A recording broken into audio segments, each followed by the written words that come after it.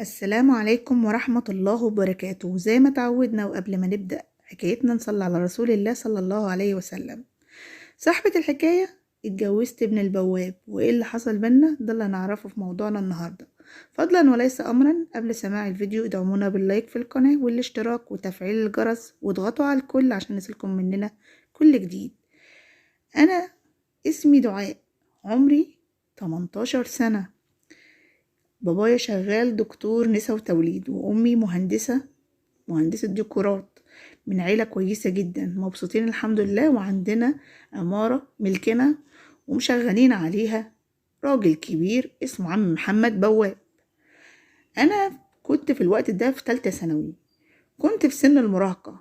كنت دايما بحب الجمال، وكنت بحب اهتم بنفسي جدا، وكنت بحب الشاب الوسيم اللي بيلبس، اللي خلقته حلوة، اللي ملامحه جميلة، اللي بيعرف يتكاجول في لبسه كده ويشوف نفسه زي اي بنت مراهقة. لما بتشوف شاب كويس وكلامه حلو وكلام معسول كانت بتتشد اليه.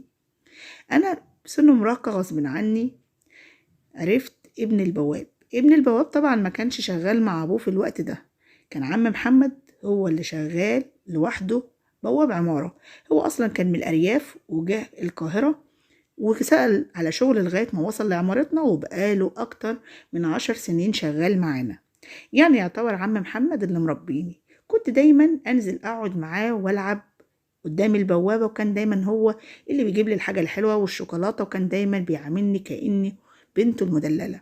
بصراحة كان راجل طيب جدا، ما شفتش منه الا كل خير لغاية ما كبرت وبقيت في تالتة ثانوي عام. وكنت طبعا جميلة بمعنى الكلمة. شفت عم محمد في يوم كان قاعد ومعاه شاب وسيم جدا جدا، كان زي فلقة القمر. كان في الوقت ده يعني بالعمر بتاعه زي ما يكون في تانية جامعة تالتة جامعة، يعني أكبر مني بتاع 3 سنين. وكان لبسه حلو قوي. وساعة ما رحت لعم محمد كالعادة عشان أقعد جنبه، بقول يا عم محمد مين معاك؟ قال لي ده ابني الكبير، ده ابني اسمه محمد. قلت له اسمه محمد؟ قال لي مراتي عشان بتحبني وبتعزني قوي سميته على اسمي. قلت له بس مش غريبة ان انت سمي ابنك محمد ويبقى اسمه محمد؟ قال لي عادي، ما فيهاش اي مشكلة، ما انا ممكن اسمي بنتي على اسم مامتها، الموضوع عادي يعني ما فيهوش اي صعوبة. قلت له ربنا يخليهولك. لقيت الشاب ده عمال يبص لي وابتسم لي قوي، فبيقول لي ايه باين عليك اللي ده، وباين عليك بتحب يعني الفكاهة والضحك والتنمر. قلت له لا بالعكس والله انا بحب عم محمد قوي، ده هو يعتبر اللي مربيني، ده انا بقعد معاه اكتر ما بقعد مع ماما وبابا. قال لي بقى وانت في سنة كام؟ قلت له انا في ثالثه ثانوي عام، علمي وعلم علوم، نفسي اكون دكتورة. قال لي بجد؟ قلت له قلت له وانت في سنة كام؟ قال لي انا في ثالثه كلية تجارة. قلت له ياه، مش كنت عارف تجيب مجموع كبير شويه دخلك طب او صيدله او كده يعني؟ قال لي مش مشكله، انا ذاكرت وعلى قد ما قدرت دخلت الكليه بتاعتي، وكمان انا مش قاعد عواطلي، انا بشتغل جنب دراستي. قلت له ربنا يوفقك. المهم مره في مره لقيت محمد ده كان بيتردد على بابا كتير، وكل شويه يلبس طقم شكل، لدرجه ان انا استغربت هو ازاي ابن بواب، وطبعا يعني ناس على قدهم باين عليهم قوي، وبيجي من الارياف. كان في اجازه الصيف كده، في اجازه يعتبر الصيفيه. كنت في الوقت ده في ثالثه ثانوي، بس كنت لسه ما امتحنتش، كنا لسه في شهر 5. فالمهم كان هو بيجي عند بابا كتير، وكل ما يجيله يقعد يبص لي ويبتسم لي، لدرجة ان في يوم طلب مني رقم تليفوني. قلت له انت عايز رقم تليفوني ليه؟ انت عايز هتعمل بيه ايه يعني؟ قال لي عايز ابقى اتكلم معاكي، لو انت محتاجاني في اي حاجة اساعدك فيها هتسأليني برضو وتحت امرك. قلت له بس انا مش بدي رقمي لاي شباب. قال لي هو انا اي حد؟ انت مش بتعتبر عمك محمد زي باباكي؟ قلت له قلت له ايوه طبعا. قال لي طب خلاص اعتبريني زي اخوكي. قلت له بس انت مش اخويا. قال لي مش مشكله، هبقى اعز من اخوك. قلت له بس انا ماليش اخوات صبيان، احنا بنتين بس وانا الكبيره.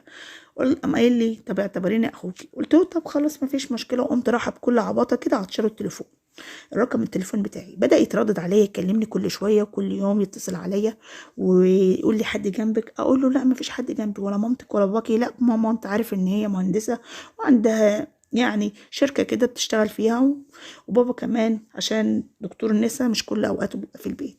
قال لي تمام، انت عامله ايه؟ قلت له كويس الحمد لله. اخبارك ايه في المذاكره؟ لا تمام، ده انا بومب، ده انا بذاكر كويس جدا، انا عايزه اخش كليه طب.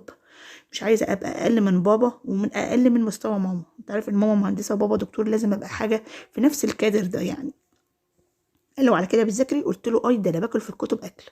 انا بحب المذاكره اصلا وبحب التعليم، وكمان انا من المتفوقين، ده انا في تانية ثانويه جايب، كنت انا من رابعه الاوائل على المدرسه.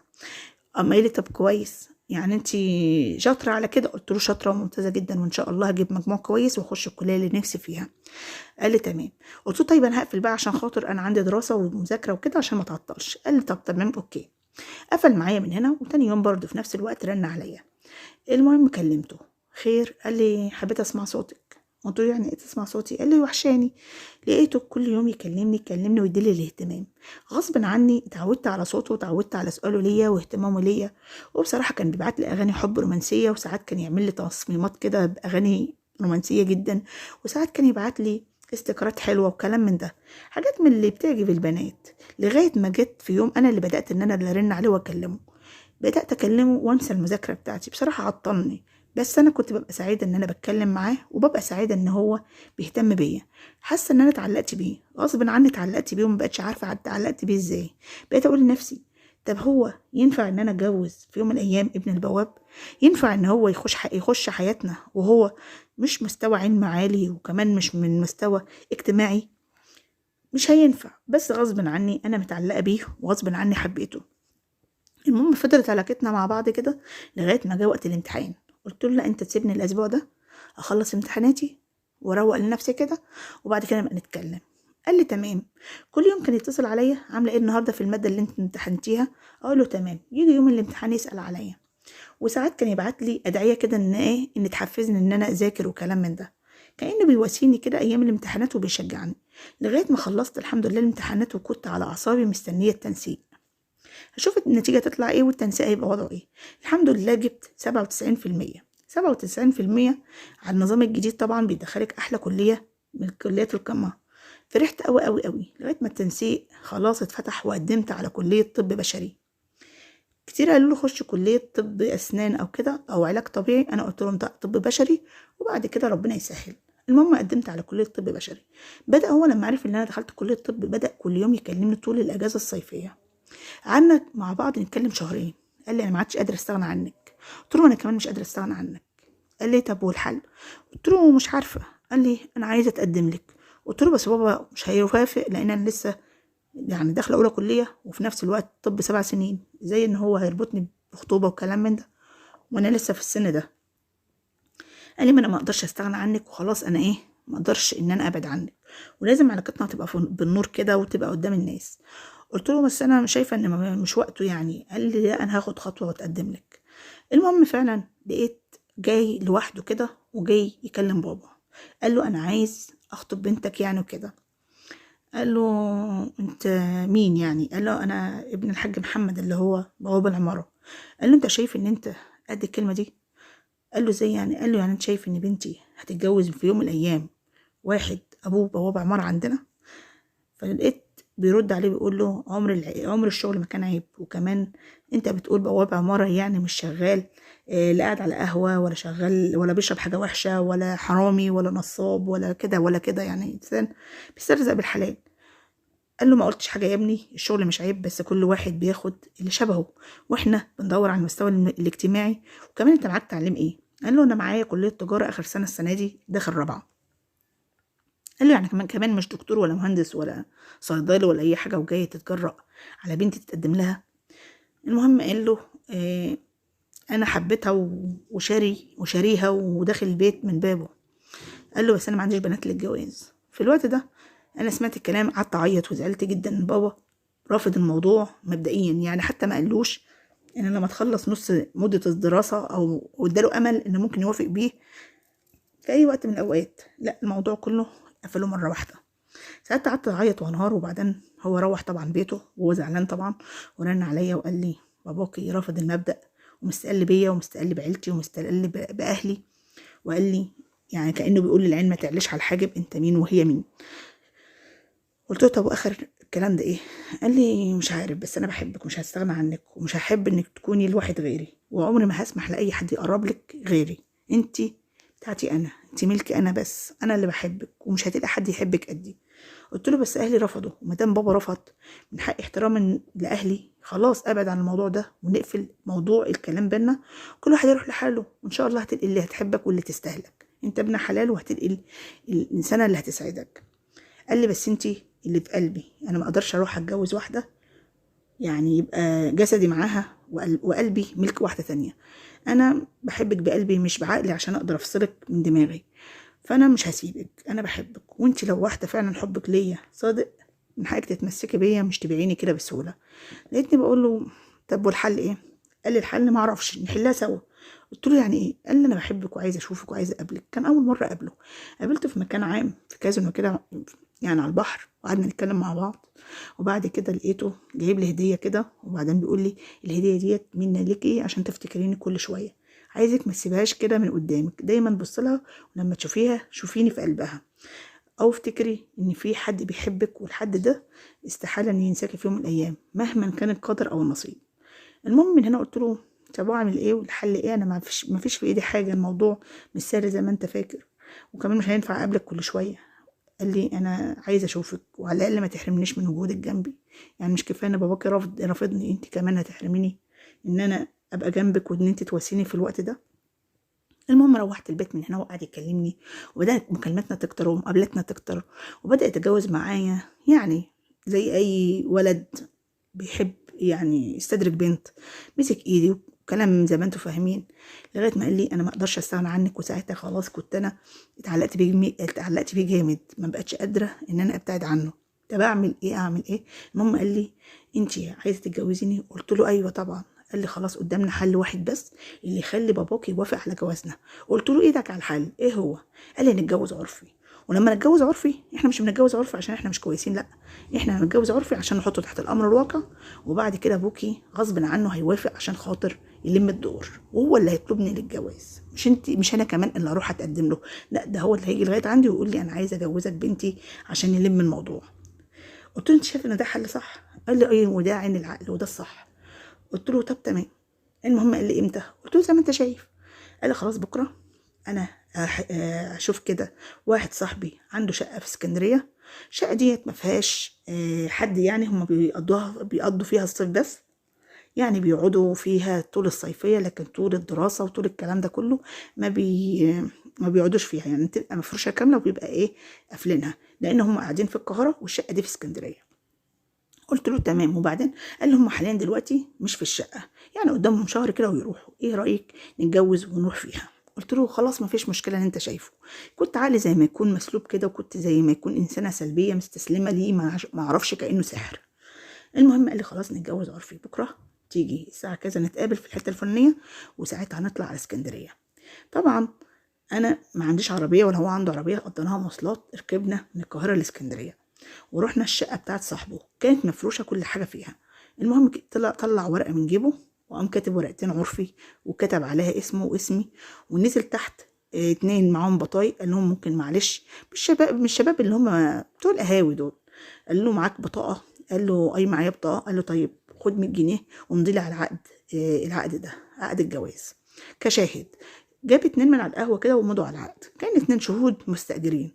وبعدين جه الشقه قال لي خلاص احنا مضينا على العقد، وقدامك ومعاكي ورقه وانا معايا ورقه، والورقه بتاعتك حافظه عليها والورقه بتاعتي حافظه عليها، وان شاء الله لما باباك يوافق على جوازنا هيبقى الجواز رسمي وهتبقى فرح وليله ودخله. والمهم حصل بينا وبين بعض كأن زوج وزوجه. ساعتها حسيت بالندم كده، وان انا ازاي يعني فقدت اعز ما املك، او انا الشيء اللي كنت بحافظ عليه العمر كله ان انا يعني افقده في لحظة كده وبدون تفكير، كأن فقت من غيبوبة كبيرة. ازاي انا عملت في نفسي كده، وازاي رخصت نفسي، وازاي اتجوز بورقتين، يعني مفيش اعلان عن خطوبتنا او موافقة اهلي، ازاي ابقى رخيصة بحتة ورقة كده بشوية حبر. ساعتها حسيت كده بالندم، وساعات حسيت ان انا رخيصة جدا، وساعات حسيت يعني قعدت مع نفسي لقيت نفسي منهارة من عيط. هو ساعتها بكل سذاجة كده زي ما يكون كان بيستدرجني عشان يوصل لغرضه، او ان هو يعني يكسر عين اهلي، او يطول حلم صعب الوصول ليه. ساعتها بيقول لي انت بتعيطي ليه ومنهارة ليه؟ هو انت مش حابة تعيشي معايا وتقضي حياتك معايا؟ او انت مش سعيدة بحياتنا مع بعض وعلاقتنا مع بعض. قلت له لا، بس ما كانش يبقى بالطريقه دي. انا ازاي ان انا وافقتك ان انا اجي اسكندريه، وازاي انا وافقتك ان انا امضي على ورق عرفي، وازاي ان انا ارخص نفسي كده، وازاي ان اهلي وامي وابويا اللي ربوني احسن تربيه يعرفوا ان انا حطيت راسهم في الطين. انا كان عقلي فين؟ انت كنت ساحرني. انا منهاره، انا تعبانه، انا حاسه ان انا كل حاجه خسرتها في لحظه. لقيته بيقول لي والله، لقيت الوش بقى اللي هو الحقيقي ظهر على حقيقته. قال لي والله انا محدش ضربك على ايدك، انا قلت لك نعمل كذا ووافقتي، ولما جيت اسكندريه جيت برضاكي، وما تنسيش كمان ان احنا جايين مواصلات، يعني كان عندك استعداد تنزلي من اي وصله منهم لو انت فعلا مش مقتنعه بيا وما انتش عايزاني. لكن انا شايف ان انت كل حاجه كانت جايه برضاكي وبرغبتك وبموافقتك، انا ما ضربتكيش شي حلو على ايدك. وعامه اعتبر ان انت غلطت غلطه وخلاص، مش هنكررها تاني. ولو على الورق العرفي انا ممكن اقطعها، ولقيته طلعها من جيبه اما اقطعها فعلا، ما بقاش معايا الا الورقه بتاعتي اللي ممكن لو هو كمان خدها غصب عني ساعتها ابقى خسرت الدنيا وما فيها، وما اقدرش ان انا اثبت ان الراجل ده او الولد ده اتجوزني. ساعتها خدت شنطتي جري جري وجريت، وخدت شنطتي وفيها الورقه العرفي وجريت، ركبت ونزلت على القاهره. يعني خدت تاكسي مخصوص نزلنا للقاهره على طول مباشر عشان خاطر ان انا اخلع منه للعاود يقطع الورقه بتاعتي زي ما هو قطع ورقته. ساعتها ما اقدرش اثبت ان الولد ده اللي عمل فيا اللي انا وصلت فيه ده ان هو كان متجوزني حتى على ورق. ممكن ساعتها ينكر اصلا ان هو يعرفني. المهم ان انا مشيت وجريت وركبت فعلا تاكسي ونزلت وصلت لبيتنا في القاهره، وحسبت السواق وطلعت. انا مش شايفه قدامي، وطبعا كنت اتاخرت كالمعتاد، وطبعا ما كنتش مستاذنه اهلي. ولقيت مامتي بتقول لي انت فينك من بدري، لقيتنا عليكي. لقيت وشي متغير، قلت لها مفيش يا ماما، ده انا نزلت اتمشى مع اصحاباتي وكده، وتعزمنا في كافي شوب ورجعنا تاني دخلنا مطعم وقضينا وقت. طب ازاي يا بنتي ان انت تروحي من غير ما تقولي لي؟ قلت لها انا كنت عايزه اقول لك بس التليفون ما كانش فيه رصيد، وفي نفس الوقت قلت احنا مش هنتاخر، بس اللي حصل ان احنا اتاخرنا. لقيت ماما بتقول لي بس ما تعملهاش تاني، ان احنا قلقنا عليكي وباباكي قلق عليكي وكان تليفونك مقفول. ما انا فعلا كنت لما انا رحت معاه قلت اقفل تليفوني عشان خاطر ما عرفوش انا فين. المهم قعدت مع نفسي في اوضه النوم بتاعتي وقعدت اعيط والطم على وشي. ازاي ان انا البنت المحترمه، بنت الناس الاصول، بنت التربيه الصح، بنت الدكتور فلان والمهندسه فلانه، ازاي ان انا اوصل للحال ده؟ ازاي ان انا ارخص باهلي كده؟ ازاي ان انا اتجوز واحد عرفي من ورا قرايبي؟ ازاي ان اسلم شرفي وسمعتي واحط راس اهلي في الطين عشان خاطر شاب زي ده لو كان كويس ما كانش خدني بالطريقه دي.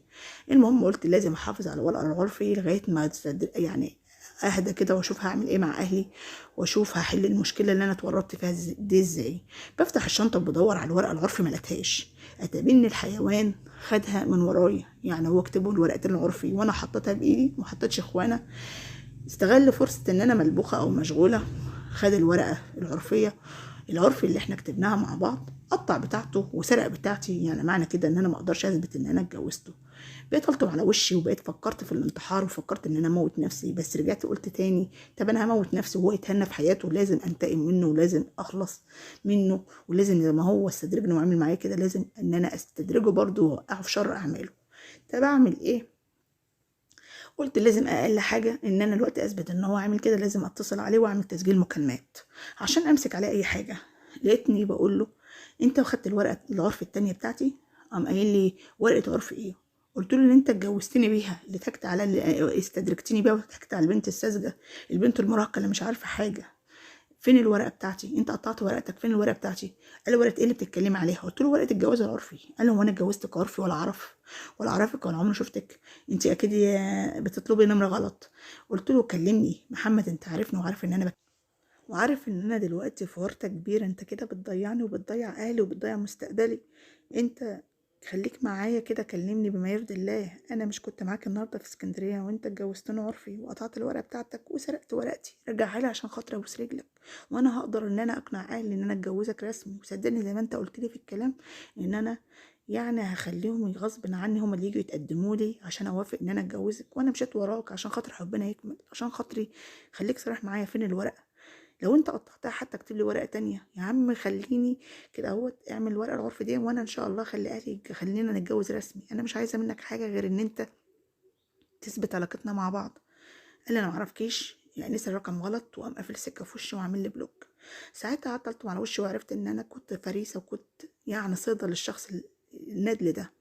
طب اعمل ايه؟ طب اتصرف ازاي؟ انا مبقتش عارفه اعمل حاجه. انا كل حرفيا بموت كل شويه ومش قادره اثبت ان هو غلط معايا، ومش قادره اثبت ان انا كنت متجوزاه عرفي فعلا بورقه عرفي، ومش قادره اثبت ان انا رحت معاه اسكندريه، ومش قادره اثبت كمان ان انا ليه علاقه بيه، غير ان هو اتقدم لي وبابا رفضه. وده يمكن الحاجه الوحيده اللي ممكن تخلي اهلي يصدقوا ان الولد ده استدرجني ويعمل معايا حاجه. بس انا ازاي هواجه اهلي واقول لهم ان انا انضحك عليا؟ وازاي اواجه اهلي واقول لهم ان بنتكم اللي حافظت على شرفها وان انتوا ربطوها احسن تربيه اتنازلت عنه بسهوله كده وسلمت نفسها للشيطان والعيل ندل زي ده؟ المهم هي بتقولي دلوقتي انا مش عارفه اعمل ايه ومش عارفه اقول لاهلي بصراحه، خايفه اقول لمامته وبابايا ممكن يجرى لهم حاجه. غير كده كمان ان انا كل حاجه بقت في ايدي، مش قادره اثبت ان الشخص ده عامل معايا اي حاجه. حتى يعني تليفونه عمل لي منه حاضر، وعمري ما كلمته رسائل. كل مكالماتنا كلها كانت مكالمات رنات صوتيه، يعني ما كانش عندي اي دليل ان يثبت ان هو على علاقه بيا وان هو اتفق معايا ان يقابلني. ودلوقتي مش عارفه اقول لاهلي ايه. وبتقول لي حلي لي مشكلتي، انا مش قادره احلها، اعمل ايه؟ انا رديت عليها قلت لها انت غلطانه ان انت عملتي كده، ومش اي بنت تحب واحد تديله الثقه العمياء. ويا جماعه الف مره قلنا سن المراهقه اخطر سن، بلاش تعيشي سن المراهقه، بلاش تثقي في اي شاب، بلاش تمشي مع اي ولد، بلاش تدي الثقه العمياء لاي شاب. الشباب بيضحكوا على البنات دلوقتي. سن المراهقه ده يا جماعه بيمر على اي بنت، بس البنت المؤدبه يعني ما بتستغلش المراهقه دي، بتحافظ على شرفها وكرامتها وبتحمي نفسها من الفتنه. ازاي ان انت تدي لنفسك فرصه ان انت تمشي مع ولد زي ده وتروحي تتجوزيه عرفي؟ ده لو انسان نظيف عمره ما يعمل معاك الغلط. وعشان كده ضحك عليكي واستدرجك. هو كل اللي عايز يعمله ويوصل له ان يكسر عين ابوكي ويكسر عين امك، وده فعلا اللي خططه وفعلا عرف يوصل له. دلوقتي انت تقولي لباباكي او على الاقل مامتك، عشان حتى الام بتبقى شويه هاديه. لازم كمان تثبتي ان انت على علاقه بالشاب ده، لان طبعا انت دلوقتي ضيعت نفسك، ولازم يتجوزك رسمي. لو حتى تقعدي معاه بس جواز رسمي وبعد كده تطلقي عشان تبقي في نظر المجتمع مطلقة، ما تبقيش يعني ماشية في الحرام، او ان انت مش هتعرفي تتجوزي تاني، موضوعك خلاص انتهى. وكمان اي بنت بتسمعني يا جماعة، مفيش بنت تمشي مع ولد ولا تقابل ولد ولا الكلام ده كله. اللي عايزك هيخش البيت من بابه، مش هيجوزك في الشارع. اي علاقة بتتبنى في الشارع بتنتهي في الشارع، والبنت اللي بترخص نفسها وهي اللي بتدفع الثمن. وكمان بصي قبل اي حاجه المستوى الاجتماعي. عمر ما يبقى ابن بواب وهيحافظ عليكي، ده انسان حقود وانسان غليل وانسان سماوي، انسان عارف ان هي اعلى منه ومستوى اعلى منه، دخل بحقده وسمه عشان خاطر يكسر عين اهلها ويكسر عين ابوها اللي كان عايزها تبقى دكتوره قد الدنيا. دمر مستقبلها في لحظه.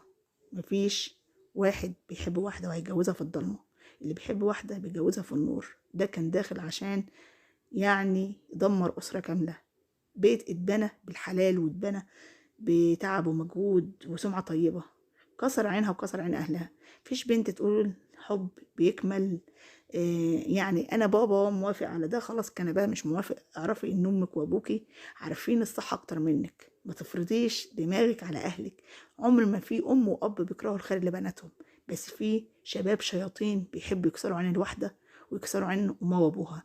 وطبعا زي ما انت شفتوا في موضوعها ده، هيخلي ابوها وامها غصب عنهم يتجوزوها، وممكن كمان يساومهم على فلوس، لان ده انسان رخيص، انسان ما عندوش اصل. اللي عرف يدمر بنت في سن 18 19 سنه، بنت لسه برضو دماغها مش واعي قوي، ان يعمل معاها الوضع ده ويتجوزها عرفي، ويقدر كمان يقطع ورقته، ويقدر كمان يسرق ورقتها من الشنطة عشان ما تثبتش ان هو عامل معاها علاقة مش كويسة.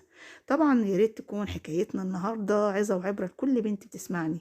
ما تنساش ولا الشيطان محدش هيخاف عليك قد امك وابوكي، والمستوى الاجتماعي والمستوى التعليمي والمستوى الاخلاقي لهم دور في الحياه الزوجيه. انت مش هتعرفي اكتر من امك وابوكي. يا ريت تكون نصيحتنا النهارده وصلت لكل بنت وكل شاب. اتقي الله في بنات الناس، زي ما كما تدين تدان. اللي عملت مع بنت الناس هيتعمل في اختك، هيتعمل في بنتك، هيتعمل في مراتك. الدنيا دواره، افعل هينفعل برضو معاك. فياريت تكون حكايتنا وعي وعظة لكل بنت تسمعني، كل شاب يسمعوني. اتقوا الله في أنفسكم. ويا ريت تكون حكايتنا النهاردة نالت إعجابكم. ما تنسوناش من دعمكم في القناة بالاشتراك وتفعيل الجرس واختيار الكل عشان يصلكم مننا كل جديد. والسلام عليكم ورحمة الله وبركاته.